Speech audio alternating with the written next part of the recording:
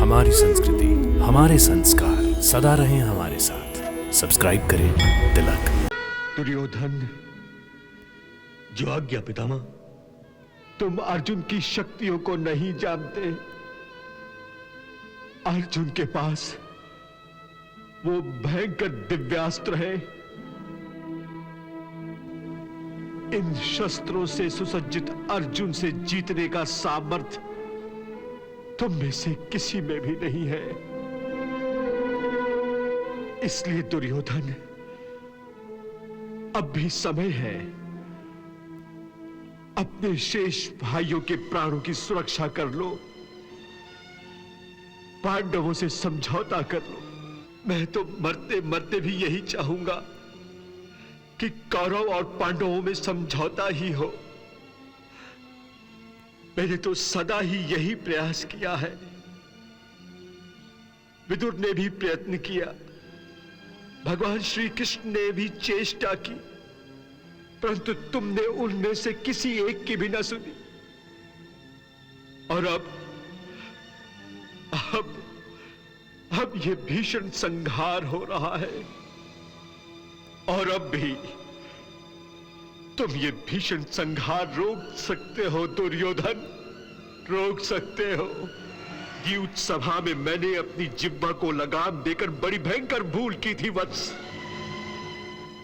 और आज जब मैं बोलना चाहता हूं तो तुम सुनना नहीं चाहते।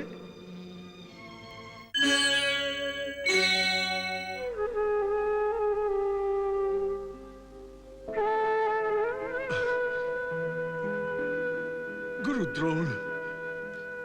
द्रोणाचार्य। आज्ञा पितामह। सारी योद्धा दिन भर युद्ध करके थक गए होंगे।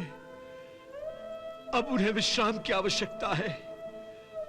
आप इन्हें शिविर में ले जाइए। आप हमारी क्यों चिंता कर रहे हैं पितामह?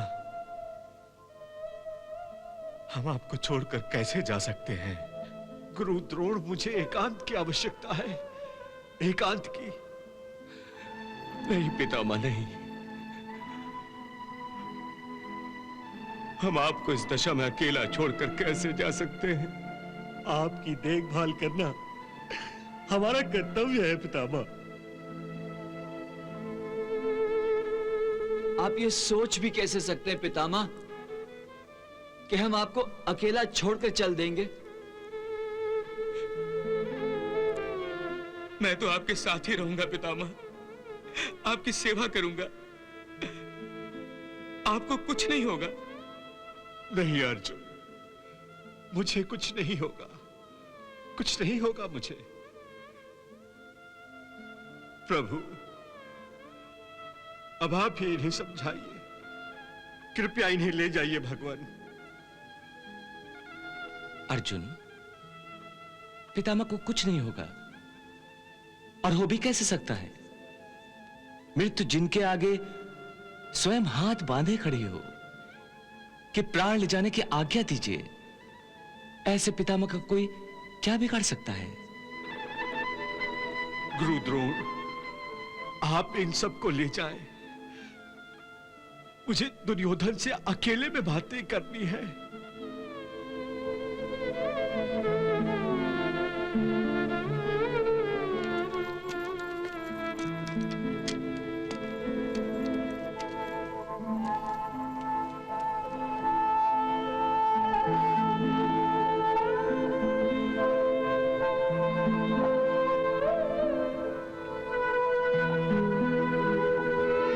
दुर्योधन, जो आज्ञा पितामह। तुम अर्जुन की शक्तियों को नहीं जानते। अर्जुन के पास वो भयंकर दिव्यास्त्र है। इन शस्त्रों से सुसज्जित अर्जुन से जीतने का सामर्थ्य तुम में से किसी में भी नहीं है। इसलिए दुर्योधन, अब भी समय है। अपने शेष भाइयों के प्राणों की सुरक्षा कर लो। पांडवों से समझौता कर लो। पितामह, आप कम से कम इस समय तो हम सब की चिंता छोड़ दीजिए। आप कैसे मनुष्य हैं जो सदा ही दूसरों के बारे में ही सोचते रहते हैं? कभी कभी अपने प्रति भी सोचिए पितामह। दुर्योधन, मैं तुम सब में ज्येष्ठ हूं। मैं तो मरते मरते भी यही चाहूंगा कि कौरव और पांडवों में समझौता ही हो। मैंने तो सदा ही यही प्रयास किया है।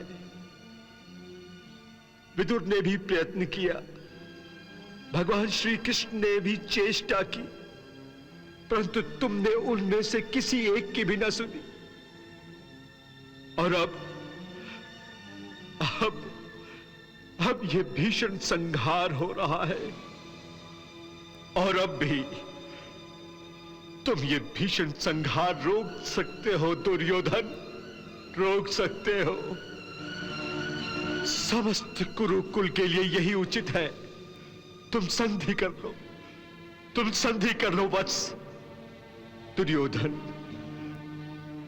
मैं नहीं चाहता कि मेरी चिता के बाद कुरुक्षेत्र में कोई और चिता जले। पुत्र, मैं चाहता हूं कि सदा के लिए आंखें बंद करने से पहले एक दूसरे का विरोध करने वाले राजा गले मिले,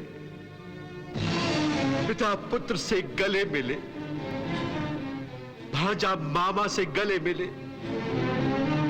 शिष्य गुरु से गले मिले, भाई भाई से गले मिले। तुम चुप हो दुर्योधन,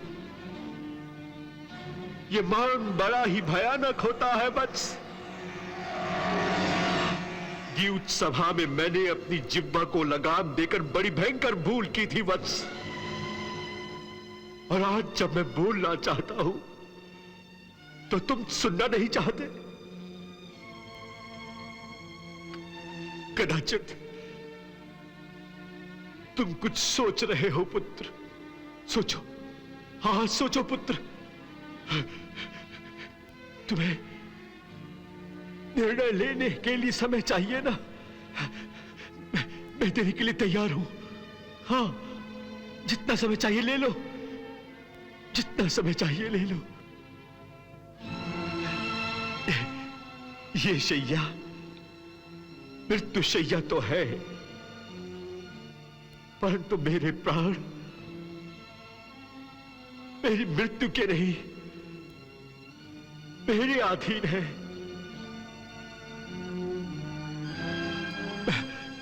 मैं प्राण नहीं त्यागूंगा पुत्र।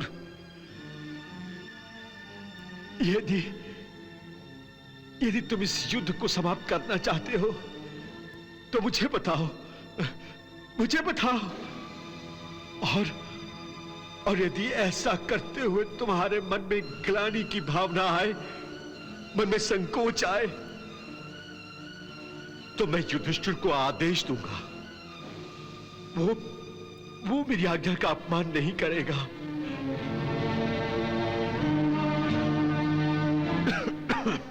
और यदि तुम इस युद्ध को जारी रखना चाहते हो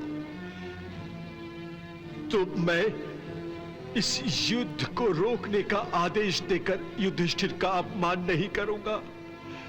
यह अधर्म नहीं कर सकता, मैं यह अधर्म नहीं कर सकता। ये राजहठ भी बड़ी बुरी बला है, इससे बचो पुत्र, इससे बचो। यदि मेरी सलाह नहीं मानोगे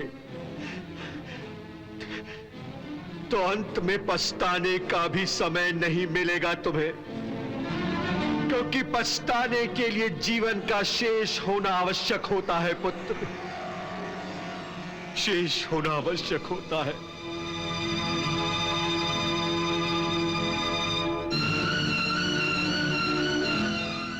मुझे नींद आ रही है, मुझे अकेला छोड़ दो, मुझे अकेला छोड़ दो, मुझे अकेला छोड़ दो। सैनिकों, पितामह के चारों ओर गड्ढा कर दो। पितामह के चारों ओर सैनिकों को पहरा लगा दो, ताकि पितामह को कोई वन्य प्राणी हानि न पहुंचाए।